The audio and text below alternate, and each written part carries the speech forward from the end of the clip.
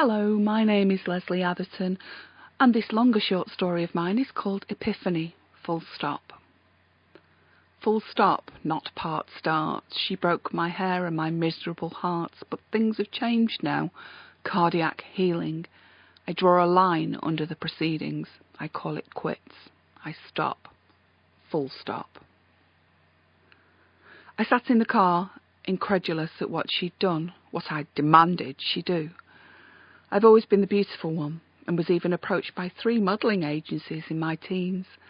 None of the approaches came as a surprise, but I chose not to pursue any of them. All were scumbags, and I deserved better. I was Martina, the glamorous one, the gorgeous one, the luscious-lipped and wiggle-hipped one, and I was the girl who always ended up with the best-looking boy. They wanted me because I was beautiful, and the fact that they always left me, bored by my indifference, was irrelevant. She, Jeanette, was uninspiring and hard-working, and basically little more than a diligent, dutiful girl. She was a plain Jane, with dried-up hands, unpolished nails, and shapeless smocks. How I'd always despised her pitiful air of neglect, and yet she still had the power to break me. Was it intentional? At first my bitterness convinced me that it must have been. But now? No, I didn't think so at all. Before this, if you'd looked carefully at me from feet to head, you'd regularly stop, entranced by my body, my face and my hair. Everybody did. But now something big has changed. Until today I was blonde, deeply blonde, cherry blonde, apple-cheeked blonde, high-maintenance skiing in the Alps blonde, honey in chamomile tea blonde. I'm sure you know the shade I mean. But now... So no, this is not my natural shade, and nor is it my usual style. There's no way I usually look like a West Highland Terrier, white and wiry and sticky. And of course, when I visited Jeanette's salon, I hadn't actually been trying to get back to my natural shade. What's the big deal about a natural shade anyway? Only the yummy mummies wearing Bowden at the school gates and the bookish, pathetic creatures I see round town through the windows of charity shops are still natural. Tell me, how many attractive women do you know who prefer the natural look? And how many men look at such women and admire their plainness? At any rate, I financially invested so much in colouring my hair that it would be vulgar to even credit it with having a natural shade. I've done this because, to my mind, spending that kind of time and money signifies a woman who really cares for herself. It's clear that a slut who leaves nature to get on with things is less of an example to humanity than someone like me, and I certainly don't care about girls who giggle behind unmoisturised and unmanicured hands. Girls like that aren't going to snare the best man, get the best job, or stop me being the best and most beautiful person I can. Despite that, though, I cared what they said and what they thought, just a little. Oh yes, I cared, though till now I couldn't imagine why I did. But I couldn't imagine what they would think of me if they saw me now, those bus station dossing track-suited girls, drenched in pound-shop eau de cologne and drunk on cheap lager. So I simply called it quits, with the most resounding full stop. The word is catharsis, or maybe epiphany.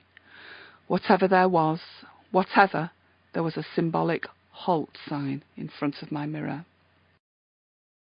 Jeanette was ready. My hairstylist was the long-time fellow creator of my coiffure, although I'd long seen her as my nemesis rather than as a paid labourer.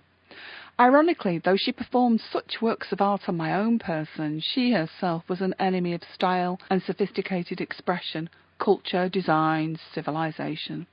I happily blamed her for the head-scarved Russian peasants and salad-skiving girls with their Big Macs. I have hated her for 12 years, yet I returned to the salon time after time for monthly maintenance of my treasured hair.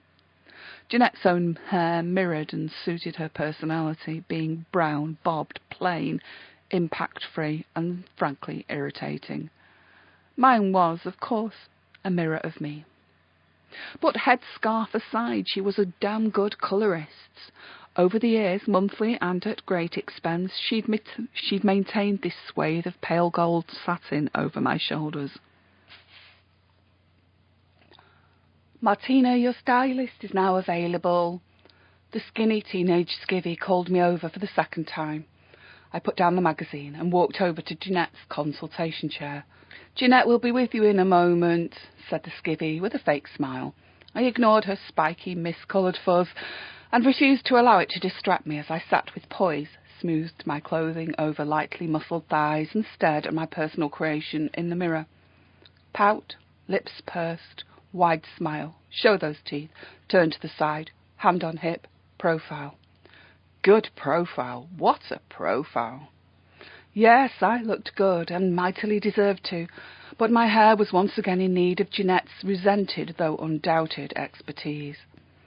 As ever, since I could first remember, her untainted, untinted shoulder-length bob was glowing and shiny. Otherwise she was simply dull. Basically a good colourist, but fundamentally dreary. I was the peacock, and she the sparrow. Or even worse, I giggled to myself, I was the bird of paradise, and she was the inconsequential little wren. Jeanette once commented on the incongruity of my sleek painted-on eyebrows and their delicate lines, with my dark and furry lashes, my hair pale and massive, and my body hair all but destroyed. She tried to convince me how attractive I was under the layers, and that maybe it would be flattering to choose a more natural hair shade the next time. She kindly suggested that I should ditch the extensions too, and claimed that a shorter style would be less challenging and less time-consuming to maintain. I shrugged it off and ignored her. I was fine and looking great. "What will it be today, Martina?" she asked, with a genuine smile, beaming into my eyes through her mirror image. My first thought was, how dare she smile? Of course, I've always known how little she thought of me, and did I care? Not even a little. Sometimes over the years I'd even been grateful for her hatred. It only accentuated why I would never have courted favour with a person of her type. I ignored her. "The usual cut and colour?" she persisted. I nodded. There was little point in talking. We had nothing in common apart from her ability to fulfil my need for hair work. She examined my hair, holding it between her fingers professionally, and looked unusually concerned. "Your hair is really damaged and extremely dry, Martina. I've been warning against this regime for quite a while now. I don't think it can take much more of the colour, what with all the sunbeds and the straightening and all the rest. It isn't just what I do here, it's what you do in between visits too. Really, it is so brittle. I recommend that you try a deep conditioning treatment and a darker conditioning colour today, if you must colour, I mean. But why not simply wash and style as little as possible and perhaps give it all a chance to rest?" She was clearly nervous as she spoke, as well she might have been. I frequently had come close to slapping her, and this unwanted advice left me in the nearest state I had ever got to lifting my palm to her face. Her advice was not welcome in the slightest. "It will be fine, the usual, and I'm in a hurry." And with that short speech I sealed my future fate. Signed, sealed, and delivered. Full stop. Some hours later I was devastated and angry following the failed colour session. I'd threatened legal action if she didn't do as I asked. And even more disastrous hours later, and with petulant insistence, I again demanded that she patch me up and install 2-foot-long platinum blonde extensions. She refused, with strength of carriage I'd never noticed before, but such strength riled me. I left the salon without looking back, almost in tears. I nevertheless didn't want to give her the pleasure of my pain. I counted the 24 agonising footsteps to the car, and each one increased my desolation. My epiphany was imminent. The colour hadn't taken, or rather, it had taken too well. I was thankful that I'd parked directly outside the salon. I tried to walk to the car as if I was confident and happy.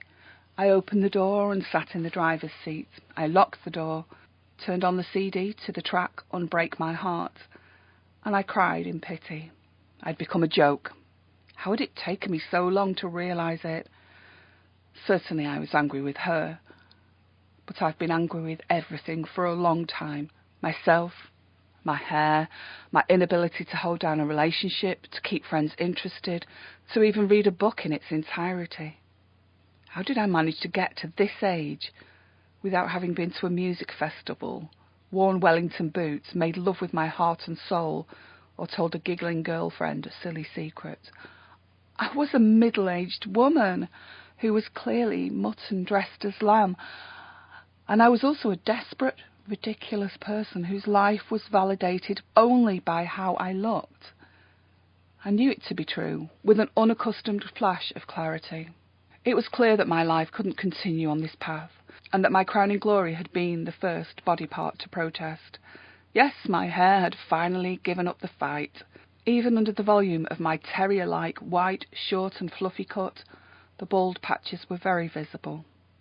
I saw myself all of a sudden as others probably had seen me for years, had they been interested enough to look. I was a parody of the person I'd spent a fortune on trying to be. My nails were venomous, pointed claws on fingers that had never held a baby's hand, or carried out work that mattered, or experienced joyful, real life. My clothes were too constricting, too fashionable, too expensive, too pointless, and my makeup too heavy and suffocating, the delicately glued-on eyelashes giving me a camp flutter more suited to a particularly bad drag queen. The lashes had to go, immediately. My tears made it easier. Bit by bit, I managed to pull off the over-the-top feathers, at the same time hacking at my acrylic-clad fingertips. Even these smallest of changes were helping, and the eyelash removal was as empowering as my sobbing. People walked past the car and looked in, concerned. I didn't care, simply grappled further within my huge cosmetics bag for my makeup remover pads. I rubbed them over my face, manically wiping away as many of the expensive and greasy layers as I could, along with some of my tears. What use was I? What use were tears? What function could we possibly fulfill? Oh, sure, my skin is soft and clear, and I know I should be thankful for that genetic advantage, but for the first time I wondered why I covered it all up with so much foundation and dark eye makeup. I couldn't even remember the last time I saw my makeup-free face, apart from first thing in the morning, for a minute or two straight after my shower. And as I stared sobbing into the car mirror at my denuded and reddened eyes, I noticed that they were a really deep and bright shade of blue. How could somebody who spent so long staring at her reflection not notice something so obvious?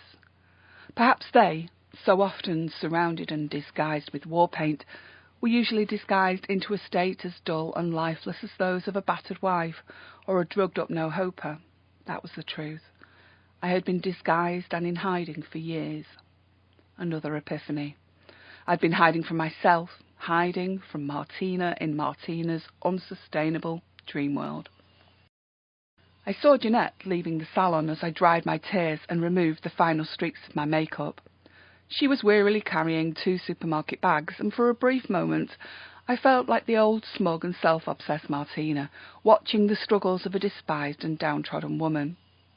But then her face took on a glow I'd never seen or noticed before, as she waved, then smiled lovingly at a tallish, good-looking-ish man. There was nothing exceptional about him, apart from the love on his face that was there just for her. He walked over to her and took her bags. They hugged and kissed with real love, and walked towards the Audi parked in front of my car. She still looked tired, but her expression was livening by the second. I noticed for the first time that there were 2 young children in the back seats, and both were showing Jeanette the things they'd made at school. Their excitement was palpable even from a distance and through 2 car windows. I hadn't even known that she was married, never mind had children. My self-obsession had been such that I'd never even bothered to ask the question. The man squeezed her bottom and stroked her shiny hair as he put the bags into their car's boot. Jeanette squeezed his in return and kissed his cheek, and I wilted at the sight of this couple re-establishing ties after their days at work. It touched me, despite myself, and I wanted to cry again. Jeanette was a living, breathing person, and I had chosen to ignore that for so long. For the first time ever, I really looked properly at Jeanette. She was cute and cheeky and lively, and her hair healthy, strong and real. So was her job. So was her face. So was her family. This was a woman who was genuinely living. I imagined the family together in their cosy suburban home, warm, bathed and snuggled in front of the telly, happy and satisfied with their own joy and their little niche in the world. The dawning realization that I envied a person I'd always pitied was startling, and I rested my newly decimated locks on the headrest. The realisation hit me. I knew the time was right for me to draw a line under the despair I felt. No more bitterness, no more obsessions, no more pretending I was better than you and her just to cover up my nothingness, and no more bleaching, texturing and extending forever. My legs were wobbly as I got out of the car.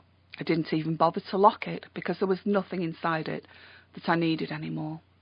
My shoes were too high, my coat too flashy, my expensive makeup case pointless. All of it just pointless. I needed to get to Jeanette's before they drove away, and the shoes were holding me back, so I took them off and placed them neatly on the curb, hoping it didn't rain.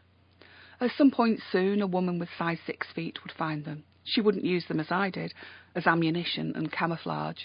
She'd save them for special occasions and tell everyone that she found them neatly placed at a curbside. It would become part of her life story, and I liked that. And I couldn't believe I was doing it, but I really was. I walked over to Jeanette and her husband, and for the first time ever I looked at her straight into her eyes. I was unconcerned at sounding weak, vulnerable and desperate. Jeanette looked at my makeup-free face, and before I'd even said a word, I knew that she understood. She reached out, and it's only then that I realised I was shaking. My voice was croaky and hesitant. "Jeanette, please will you help me? I've got to stop doing this to myself." We talked a little. Her husband silently supported and looked only at her, looking straight through me to the woman he loved, someone unselfish, someone who always gave enough of herself to realise how valuable that self really is. She arranged for me to visit her home the following day, on her day off. She had already refused to accept payment for today's disaster, and tomorrow would, also for free, transform my West Highland Terrier cut into that of a chestnut brown chocolate Labrador. It would be short and sleek and spiky. I knew in my heart that it was the right thing for me. And I knew that the rest of me would change for the better too. I would buy clothes that gave me comfort rather than prestige. I would stop pretending to be something that I'm not. Yet I was scared and vulnerable and asked quietly, like a little girl, if she really thought that the chestnut colour will suit me. She hugged me. "You were born to be a brunette." She was right, of course, and I spurted out a giggle, a real laugh for once. I finally knew that I didn't need to hide behind the beautiful blonde madness I had created for myself. She gave me her business card, not an official salon business card, but a personal one, a gift her children and their dad had designed for her. It read, "Jeanette Keeley, hairdresser, best mum in the world, guardian angel and miracle worker." I asked her honestly and unashamedly to work her miracles on me. And Jeanette, a woman I'd spent most of my adult life despising and resenting, squeezed my shoulder gently and said, "I think your own miracle has already started, but I'll certainly give your hair a change." Before I realised it, she got into her car. She mouthed at me, "Ring me tomorrow first thing," and I knew that I would. But before that, I decided to take a trip to the nearest supermarket for real, ordinary food. Maybe an instant spaghetti bolognese, perhaps even a microwavable one. And yes, I deserved a drink or two, and some really cosy, warm, snug clothes.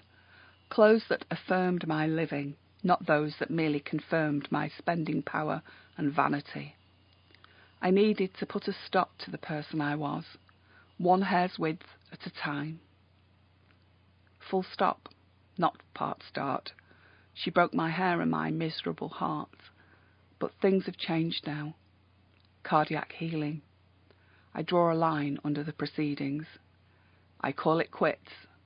I stop. Full stop.